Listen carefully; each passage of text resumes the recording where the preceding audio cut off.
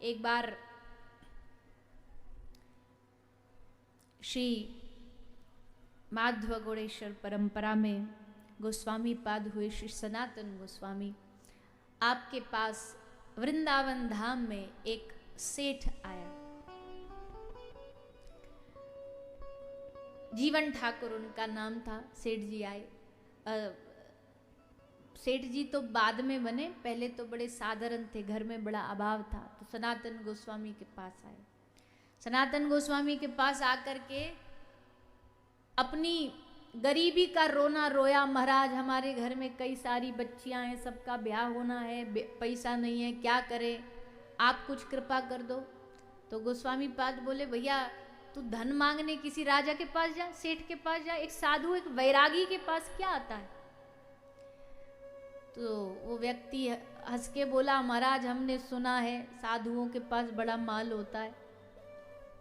ऐसा लोगों को लगता है कि भाई साधुओं के पास बड़ा धन होता है, बड़ा ये होता है। तो बोले महाराज आपके पास तो कुछ तो होगा।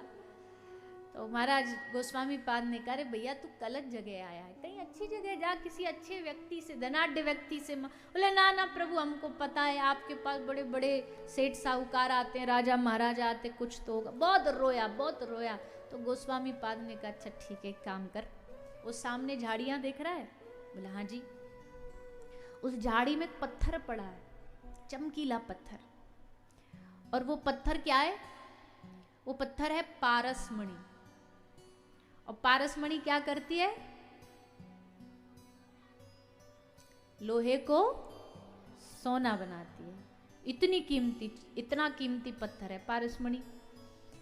तो गोस्वामी पाद बोले, हमको कोई दे के गया था, हमारे तो कोई काम का नहीं, हमने झाड़ियों में डाल दिया, हम तो बस उधर जाते हैं, बस थोड़ा शौच इत्यादि के लिए जाते हैं, बस पड़ी होगी वहां, शायद तुम ढूंढ लो, उठा लो।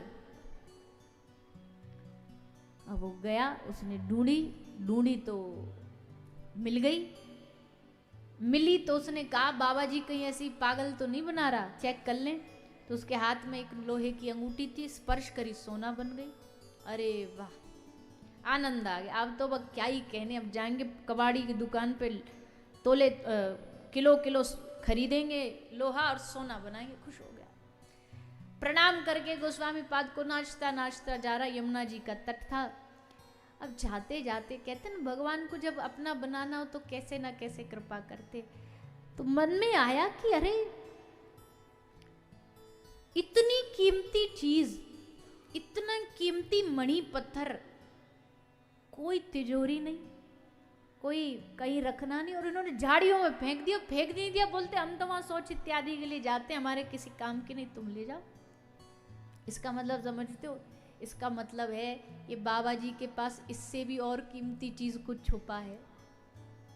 जब मांगा ही है तो क्यों ना वही लेके आए जो इससे भी कीमती चीज हो। तो लौट आया, उल्टा गया हुआ लौट आया, और आकर के गोस्वामी पाद के चरणों में बोला, महाराज जी इतनी कीमती चीज आपने फेंक रखी है, मतलब इससे कीमती कुछ है, वो दे दो हमें। गोस्वामी जी बोले, अरे बालक तुझे जो चाहिए था मिल गया ना, तेरा काम हो गया, अब तुझे क्या लेना देना, तू जा।